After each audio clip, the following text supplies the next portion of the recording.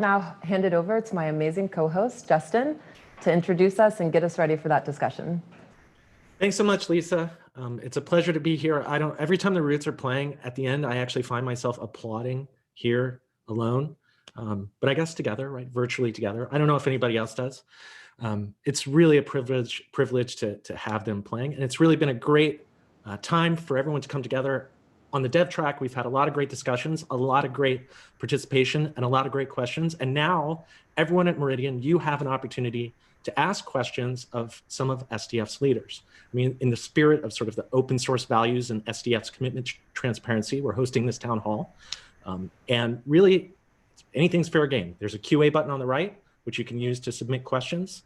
And we'll get to as many as we can in the time that we have.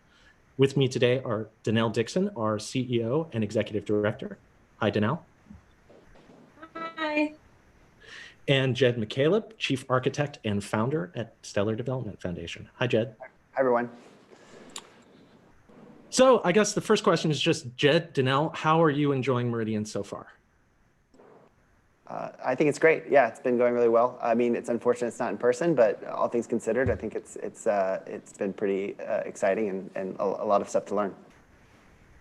Yeah, I love the feedback. We've gotten such great feedback on it. Folks who put this together did such an amazing job with the panelists and all the speakers. They're phenomenal. And then just like the engagement with the attendees, so important and really gets to the open source part of how we want to operate. So I'm thrilled about how this has gone.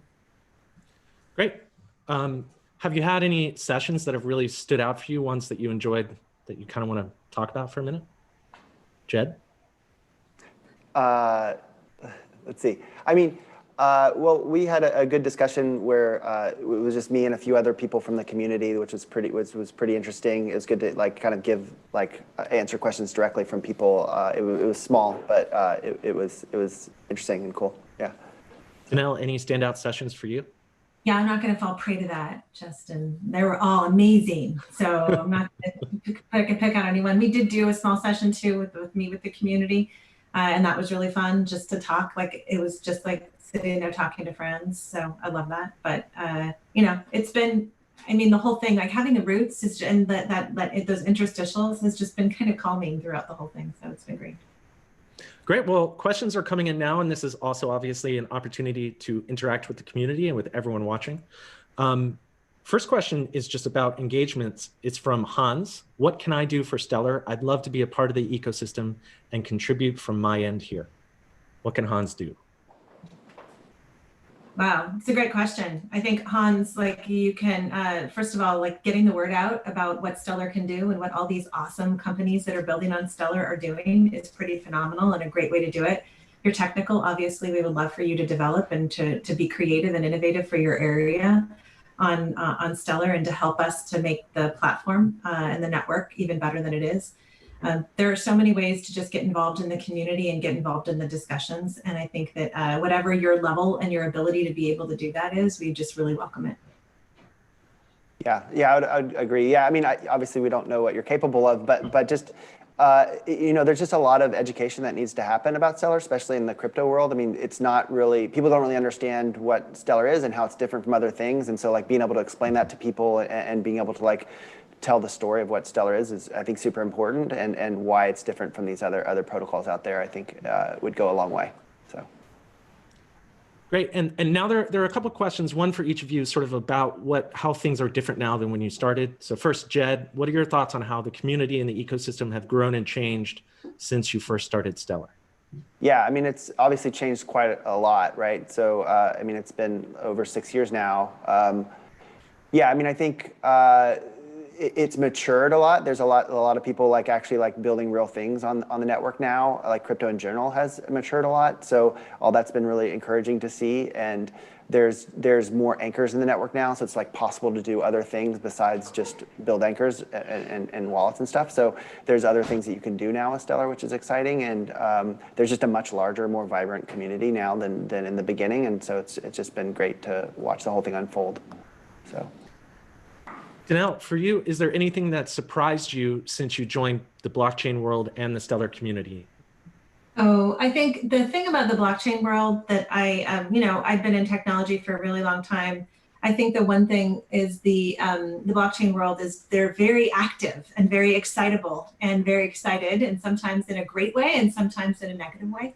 So that sort of surprised me a little bit to see it be even more activity and more excitement and sometimes more criticality. I'll say that I think I joined SDF and Stellar at just kind of like the perfect time, because Jed and others had been spending so many years like laying this amazing foundation. And then when I came in, we were just about ready to move everything forward. And so if you just even look at the difference in the network from May of 2019 when I started to today, it's just remarkable. And I'd like to take credit for like me being the one to have done that, but it's not. It's actually the community and all the people that built on it and the foundation that was laid during that time, during the prior, before I got there. And so we've just been able to really build on it. And I can't like express how exciting it is to see the use cases like operational as if it's just like normal operating procedures. It's not like, oh, wow, let's get excited about this transaction. They just happen and they're working, and it's wonderful to see. So I think that so much work has been done in years past, and then this last 18 months, it's just exploded. So it's been awesome. Great. I have some questions about regions. I know that in your opening speech, Denelle, you sort of highlighted Africa and you highlighted Latin America. And now I've got one person sort of asking what's in store for Europe and what's in store for Asia. Are there projects happening in those continents that we're excited about, that you're excited about? Yeah, well, I mean, Europe is, every region is different. And that's the thing that's really important, is you have to think about what's necessary in those regions and what the needs are. And we're already seeing, obviously we have Tempo, we have a lot of other projects that are starting to build in Europe. And so I think we're going to see a lot more anchors in the next 6 to 8 months, even in the European market. And I think that's going to be able to allow not just remittances from a consumer standpoint, but businesses. So we're going to see a lot of business activity from there. And Asia is just an area that is so important because the needs in Asia are diverse, and yet there are many, and that there's already such wide acceptance of digital assets. And so what we're going to see some also anchors. When again, like the anchor is like that foundational layer that you need to put to make everything sort of work together. And so we're going to see some of those anchors coming on in the first quarter, and I think that's going to be really helpful for us to really create Asia. I mean, we already do have some really strong partnerships there, but we're going to see even more, I think. Great. A follow-up question to that, and I really like the way that this one's phrased, so I'm going to read it exactly. It's from Mariano. It says, I still remember my welcome email 6 years later, seeing how it has improved from the SDF perspective. Apart from anchors, what services would you like to see run on Stellar? Onward. That's the end of the quote. It ends with onward, which I like. Let's see. Yeah, obviously anchors are like the fundamental thing. Like those have to be there kind of before you do much else on Stellar. So like assuming those are in place, then there's just a range of things that I think can start to be developed, you know, all the way to things like that D-Stock are doing, where it's just like random equities on Stellar, to like things that like Cowrie's doing, where it's just moving money cross border for these like businesses.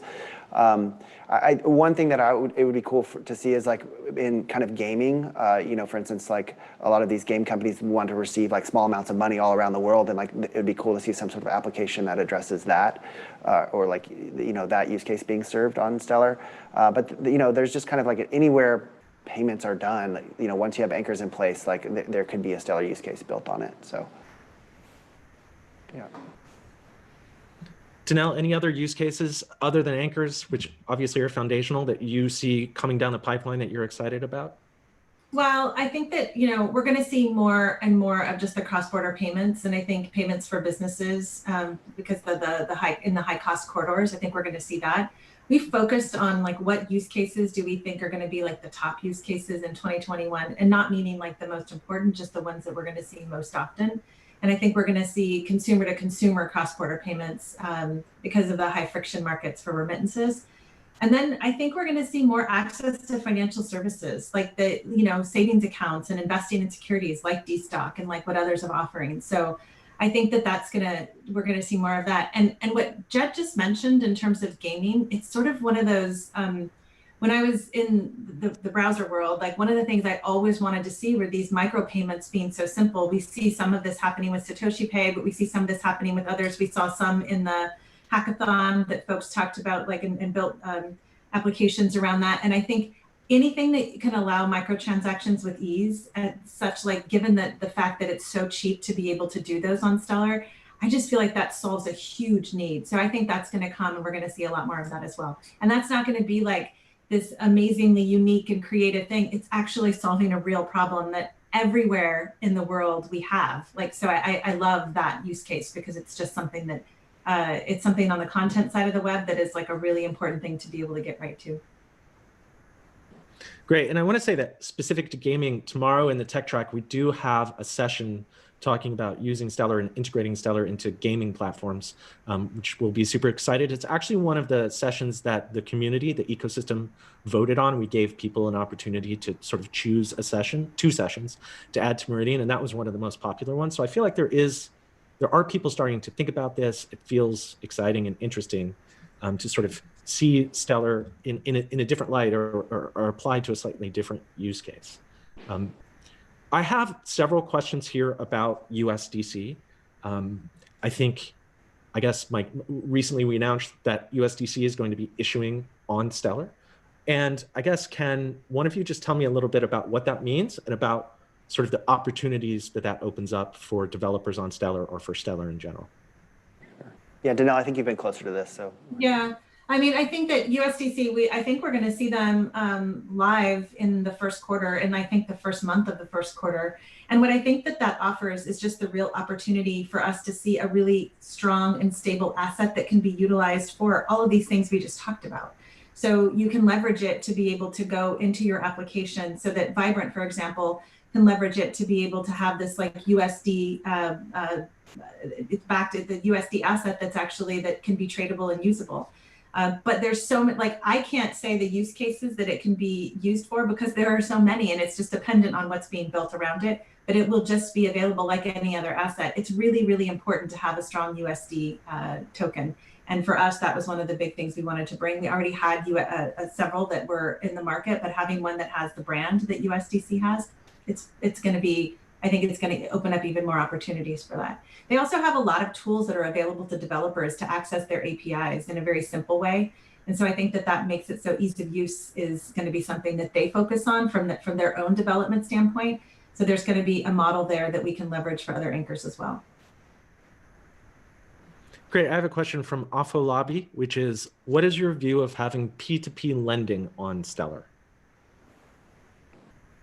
Like, this is sort of a use case that I know that has come up before, people have talked about. Does it seem like there's a sort of ability to take Stellar and build P2P lending apps or services on top of it? Yeah, absolutely. I mean, particularly like a lot of P2P lending, at least, if you look at like kind of what Kiva has done, a lot of it is cross-border, right? So like, there's people funding people like in, some part of the world where they don't live, right? And so anything done like that would be like much easier on Stellar. But in general, I think it's a good use case because you're collecting money from lots of people that you're just giving to one person. That person is probably paying back like small amounts over time, and so like all of that is like easier to track and facilitate on Stellar. So I think it's a great use of the technology. So I'd be excited to see someone build something like that for sure. Yeah, and I think, wasn't there something in the hackathon that actually, it wasn't so much the lending model, but the peer-to-peer working together to help save? So I feel like there's already ideas around that. And again, it's based on your regional markets and like what is the need there. But definitely it's something that can be done and should be done. I got one here from Jeremy. It says, Tyler just had a great talk on the TSS concept, which is Turing Signing Service. It's an idea that they're experimenting with, right, to create smart contracts and then settle them on Stellar. Or they're not exactly smart contracts if you saw the talk, but kind of in the same ballpark. How do you feel about it as a feature on Stellar, or that builds on Stellar, and the use cases it could solve for? Yeah, so I think we need something along these lines on Stellar. I'm not exactly sure what the exact shape of that should be, but we certainly need a way to enable the things that people are looking for when they want smart contracts. You could do lots of things on Stellar, but inevitably there's like these cases where you kind of need a handle in kind of a bespoke way. And so something like that, I think it will make a lot of sense and kind of be able to increase what you can do on the network. So we're like actively trying to figure what that is out right now. So. And I think that we also talked about it a little bit. I mean, we're early stage of this, obviously, but like for DEX liquidity issues, and is there something that can be used with TSS for that? So obviously, like DEX liquidity is something that we care about and we're focused on. So if this is another thing that can help solve that, we would love to be able to look at that. Right. That actually leads right into another question that I have here, which is what are the challenges that you see for Stellar in 2021? Well, I'll start because that's an easy one because I just said that. The DEX liquidity is something that we want to be able to take that challenge on more directly. And it's part of our strategy for 2021. I think what we did our strategy work and started in September, and everyone in the organization participated in like how we pulled this together. And we did some teams and tiger teams around this. And one of it was on DEX liquidity. Another of it was on like, what are the risks to the network? And so, like these risks that are existential that are out there, and we have to think about that. So it caused us to be more mindful and to think about, do we need to put a lot more testing and a lot more mechanisms in for that at the outset so that we can make sure that we're protecting against any kinds of security flaws or bugs that come into it, just in any software development. So I think that the DEX liquidity one is the largest risk that we saw that we need to be able to solve and that we're going to focus on for 2021. Yeah, I mean, for me, it's kind of the same thing that it's always been. It's just how do you get this network started, right? I mean, this is the whole problem that crypto at large has, is that these things really depend on lots of people kind of coming together at the same time. And so our challenge has always been is like, how do we get enough people to the table at once to make this network useful? And I think we have a pretty good solution with Vibrant and a couple other efforts. But so yeah, just the kind of the risk or the challenge there is just like, will this actually work? And like, how do you make this all happen at one time? So, yeah. Got a question here from Lisa, which is, compliance costs are the barrier for job creation efforts in open source platforms. What is SDF doing to help? I guess more generally, compliance, a lot of the companies that build on Stellar, they have to worry about compliance. Is there any strategy that we have in place or that SDF plans to have in place to sort of help companies deal with becoming compliant with the challenges involved? Well, I think that, the network itself has the compliance tools in it. I think that the beautiful thing about using financial systems financial institutions that already exist is most of them are compliant with whatever regulatory body they need to be compliant with in their region. Stellar allows them to be able to set it up and set the infrastructure for themselves up in a way that makes the most sense from a KYC standpoint, AML standpoint. They can use the tools when they feel like they need to use the tools from that standpoint. So I'm not sure, like from an open source project standpoint, we focus on what are the, even if you think about what we're doing with Vibrant, and when Vibrant is heavily reliant on the anchors that it's working with to make sure that they're compliant in their region, that they're doing the work that they have, and that they have the customer relationships. So we're constantly trying to improve like the flow of information in the Stellar ecosystem proposals, making sure that we're actually responding to the needs of these applications in the community with respect to that. So we're always going to be looking at it from a code-based standpoint and like, how can we make it simpler and easier, or what proposals can we put together to do that? And then obviously we spend a lot of time policy making and working with regulators and working with bodies all over the world to help to make it so that people feel that they can trust Stellar and blockchain generally. And I don't know if you want to touch this, but there is a question about 2021 and the changing regulatory landscape as a result of the election. What changes do you see coming forward in 2021? What new challenges dealing with regulators do you foresee? So it's funny, we keep getting this question asked, and I think the answer that the most honest answer I can give is they're in the US, like we're not just US focused, but that definitely the US election is what this is targeted on. There hasn't been a big change in the shift in the policymaking branch. So if you think about how the House and the Senate have shaken out, like there hasn't been a big shift in that. We have our challenges with respect to making sure that we do our part to educate and provide as much information as we can to all the participants and all the constituents in that branch of government to make sure that they feel comfortable with blockchain and with Stellar in particular, and with decentralized networks, because that's a big focal point for them. A lot of them want it to be more centralized, not surprisingly, because that offers more control. So we have our work cut out for us there, but that's not different than 2020. That was just there. And then from the other branch of government, which is the presidency and like the administrative body there, I feel like what we saw in the Obama administration was a really interesting focus on technology and new technologies. They actually had an office that was dedicated to this. We didn't see as much of that under Trump, but we also didn't see any harm coming to the blockchain space under the Trump administration. So I do feel like there's an opportunity to engage in these new technologies and to get the Biden administration to be really focused on them. And we're going to do our part to do that. But that doesn't change that we still have the rest of the world that we need to focus on, because the US is important and we need to, I think, create some regulatory stability in the US. But our focal point is not the US. Our focal point is the global market. And we'd like to see, this sort of nice regulatory engagement happen all over the world. Jed, I have a couple questions, I think, for you that are about sort of technological stuff. What connection do you see between Stellar and Ethereum? And related, how do you feel about DeFi? Let's see.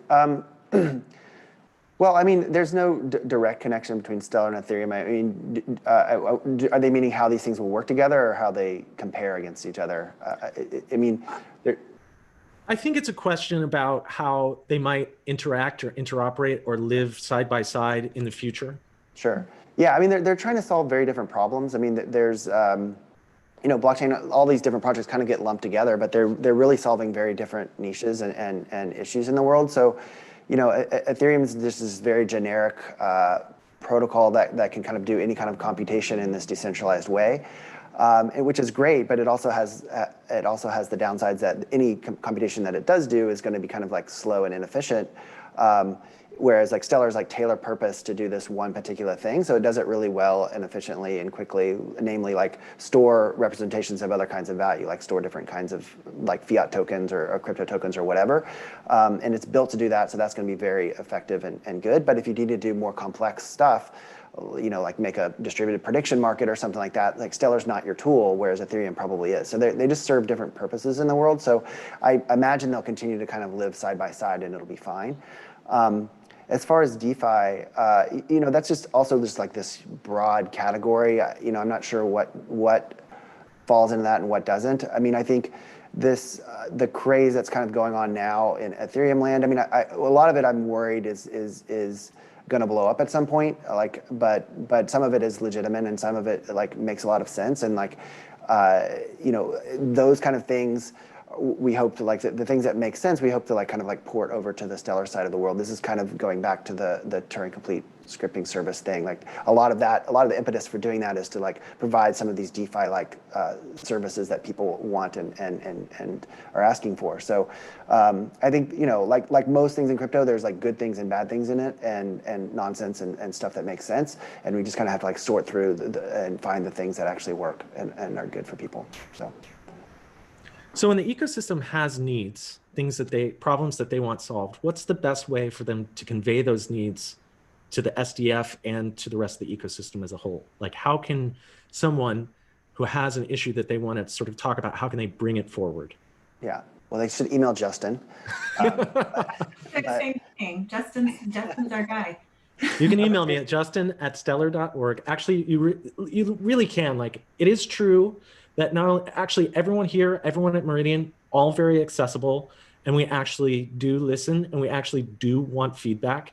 Oftentimes when we want feedback, it's not as easy to get it as you would think, right? Like, please tell us what you're thinking at all times, because yeah, I mean, in a way, the people that use Stellar, these are the people with the most insight into what it needs to do, what it's not doing. Feedback, great. Yeah. I mean, the other ways are like, there's a dev mailing list. There's like an open Keybase channel that we have that's fairly active that you can post in. There's Reddit. There's lots of like avenues for you to like kind of get feedback from us and other people in the community and kind of like let us know what you're thinking. So those three are all like great ways to kind of start to build understanding of what you need. So. And the other, when Justin said that it's sometimes hard for us to get feedback when we want it, we do put out proposals and we don't put them out just because we think we're 100% right all the time. We actually do want feedback. And sometimes when we put them out, we don't get as much feedback as we would like to. or as we think we might. So I think just be very active, and we want to know. We're not going to always agree with you, and you might not always agree with us, but we're going to try our best to be able to get that feedback, understand it, and then try to do the right thing as a result. Yeah. Question from 2. Ripple is talking about moving their headquarters abroad due to uncertainty and regulation. Would SDF consider the same move if the US is not creating a level playing field? So I'll start, and I'll say that I don't know why we would need to move our operations abroad. I feel like we're a Delaware corporation. We're organized under the laws of Delaware. We actually have found it fine for us to be here. I think the most important thing for us to do, again, focused on the decentralized nature of the network, is to get everyone comfortable with decentralization versus centralized authority, which frankly shouldn't be that hard, given that we're actually able to have this communication right now because we're working on a decentralized network out there in terms of the internet. So I feel like I don't see the justification for that in the work that we do. And now that doesn't mean we prioritize the US over any other market, but that doesn't feel like that we have a strong need. I don't know, Jed, what do you think? Yeah, I mean, that's right. I just feel like the things that Stellar does are it was just hard to imagine any kind of U.S. regulation that would make that impossible to do in the U.S. I mean, we're never in the flow of funds or anything like that. Like, there's just no, I don't know. Things would have to change pretty drastically before we would have to take such a step, I think. So. Great. A couple of questions here that sort of relate to the upcoming roadmap. The first is about Vibrant. When do you anticipate this is from Jerome. When do you anticipate the Vibrant app completing the beta phase and going live? Are there any regulatory hurdles impeding progress? Yes, I forget what the current timeline is for it going out of beta. I mean, it's live right now. It's just in beta, so everyone can use it if they want to check it out. But really, the next big milestone for us is getting it to a certain level of polish, and then we're going to do a lot of marketing in Argentina to like really get the word out and start to build the users. And I think, if I recall correctly, that should be end of Q1. I think is what we were pushing for. So. Okay, I think so. And from a regulatory standpoint, we don't have regulatory hurdles in the app. There's nothing that the app itself has to be. Again, we rely on the anchors in the network. So the anchors have done a great job in terms of getting their regulatory hurdles all set up and organized around, which I think is, again, how the network should operate. Now, there's also a question about something that was on a past roadmap, which was a project called Starlight. And the question is basically, what happened to Starlight? Is it still something that we're working on? Yeah, we're still thinking about it. It's kind of morphed into this SideNet idea that we've been spending some time on. Yeah, it's one of these things that we need to like focus on more. And it actually the problem is like once you start thinking about it, like it pulls in a lot of things. Like even this Turing complete signing server thing, it probably has some bearing on how we would build this SideNet thing or Starlight. Can you tell us just a little bit about what it means, like what Starlight is or was, or what SideNet is or was, what it does, what it's trying to solve for, and what we're planning to do with it? Yeah, so the basic idea is that at some point, if you want Stellar to be this kind of global network, you start reaching these kind of like scalability bottlenecks. Because it is this public network where everyone has to see every transaction, and that just won't scale to the whole world. So you need to do something like this payment channel concept that they have in Bitcoin, which is like Lightning, where that or something equivalent to that, where basically you can move a lot of the transactions off of the public chain and only resettle back there periodically, right? And so Starlight was a payment channel version of that, and then we realized that we can kind of do something a little more generic, and that's what SideNet is. It's kind of like it's a superset of what Starlight would be, and it allows you to do a few other things, and basically it would also subsume this Turing complete signing service thing likely. So, but the essential idea is you want to be able to provide something more scalability and also more privacy for people and more bespoke operations that you can't do in the normal network. So like being able to combine kind of all three of those things and the DEX stuff, so all four of those things, it's just taking a lot of it's taking a lot of time to get it right. We want to just make sure the system is done right rather than just like kludge on the first thing that we kind of come to. So it's taking longer than we had hoped.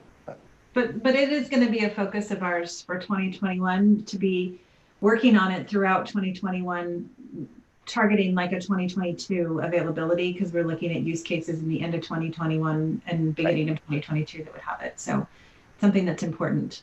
But it has taken on sort of a life of its own in terms of the different pieces that we think we can solve with it. So, Right. Question from Jeremy. Protocol 15 updates, claimable balances and sponsored reserves. They seem to be very important to the network. Was there an upcoming project that this was prioritized for? You mean, was there a reason that we put these in? Yeah. They were. A lot of these things are driven by what people need to make Stellar useful in the real world. So a lot of it's driven by Vibrant and other projects out there. They're like, if we had this feature, it'd make our lives like a million times easier, that kind of thing. And so that's kind of what's driving those things. I mean, both of those just make it way easier to like have actual real world Stellar services. So. Question for you, Denelle. How has SDF grown since you started your tenure, and how many people work at SDF now? So when I started on my first day, we had 12, I think, or maybe 15 people that worked at SDF. And Jed always wanted to hire more and to bring in more talent. And part of my job was to be able to help to focus in on like, what do we need? And like, how do we go ahead and start the hiring? So that was in May of 2019. And today we're just at 80, I think, in terms of our full-time employees. And some of them are contractors because they're not in the United States. And which is just remarkable growth. We've grown, I think we've hired like 35 folks over the COVID period. So from February of this year through now. And so there's just been a tremendous amount of growth, real focus on making sure that everyone aligns with our values, spending a lot of time on video over the last 9 months to be like meeting people and to having them meet with like more of our internal employees as they're going through the process, just because of the need to not, the inability to meet people in person. So there's a tremendous amount of growth in terms of our talent, which is our most important asset. And then if we think about just like how we've scaled and what we've thought about internally, like we have our roadmap is a lot about, we have our same pillars that we created in 2019 around, the blockchain people know and trust, which has a lot to do with policy and marketing. And then we also have the part about it, which is usability and scalability of Stellar. And that is a lot about our technology, but also about the ecosystem and being responsive to that. And then if you think about the other parts of our network that we need to really focus on is the use cases. And so developing like the assets internally, not just in terms of the Vibrant itself, which is one of the use cases that we build, but making sure that the network actually responds to those use cases, and then having the enterprise fund so that we can invest.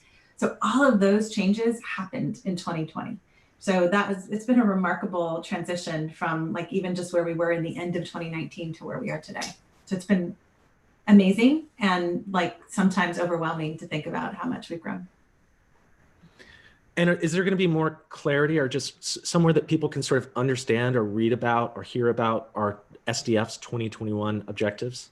Yeah, so tomorrow I'll give a talk on it. That'll be part of the discussion that we have at the closing, but we will publish this year. We didn't do it last year and I'm not exactly sure why, but we're going to publish this year more of like our roadmap, not just from a technical roadmap standpoint, but really focused in, we have our strategy for 2021 already that we've put together, and there's some refinements here and there, but we'll publish that so that everyone can look at it, hopefully think it's amazing, or tell us how wrong we are.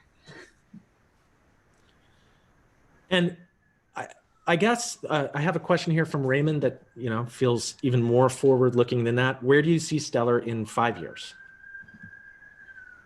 So yeah, for me, like I think in 5 years' time, I would really like to see it used in some region of the world pretty widely. So, hopefully we establish this foothold in Latin America, and then it's used there for like, payments, remittances, all kinds of things. And building this thing to our ultimate vision is going to take quite a long time. But I really think that we have enough in place now. So we're in 5 years' time, we'll be used in some region, whether it's Southeast Asia or Africa or Latin America or a combination of these things, where a good number of people are actually using this day to day, and it's actually like improving people's lives. I mean, that's what we're aiming for here.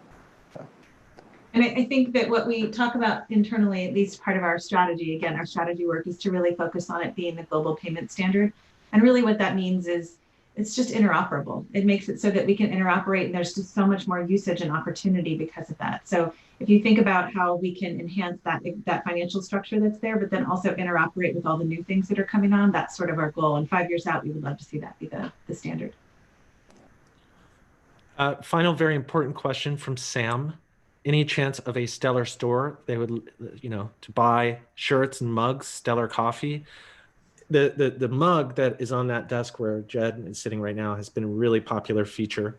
Are we thinking of pivoting to be a creator and seller of physical goods? We haven't actually thought about using that as our revenue model and shifting over there. And I'm just going to say again that I still don't have my socks and I still don't have any of the swag that all of you out there have. So I don't know, Jed, if you got it, but somehow it missed my doorstep. Not yet, not yet. Well, I think that's important, right? It's important. That's who, it's servant leadership, right? It's who it's really for. It's for the people out there. They need the socks. You guys will get the socks very, very last. How does that sound? That sounds great. That sounds just fine. And hopefully we will have an opportunity to be able to provide even more and more swag over the years. So we'll focus on that, but probably not a store. Awesome. Well, thanks so much, everyone, for your questions. And thanks so much, Denelle and Jed, for doing this. It's really great just to have an opportunity to sort of hear from and interact directly with the community. And it is really amazing that you're all here as part of Meridian. We just couldn't do this without you. In fact, there is no Stellar without you out there in the world. And that's it for the main session today at Meridian. But there is still one more session at 6 p.m. Pacific. Christine Tu, Director of Business Development at the SDF, and Joe Tussin, CEO and founder of Change, are going to talk about what it takes to build and scale a remittance business on Stellar. Now, tomorrow, we've also got another day of programming kicking off at 8 a.m. With a conversation with Denelle and Reid Hoffman, co-founder of LinkedIn and partner at Greylock, about building network effects, which is something that Jed mentioned as being super critical. Makes a lot of sense. So trust me, you don't want to miss that. And thanks so much to everyone for being a part of Meridian today. Wherever you are in the world, have a good morning or a great afternoon or a decent evening, and I will see you soon.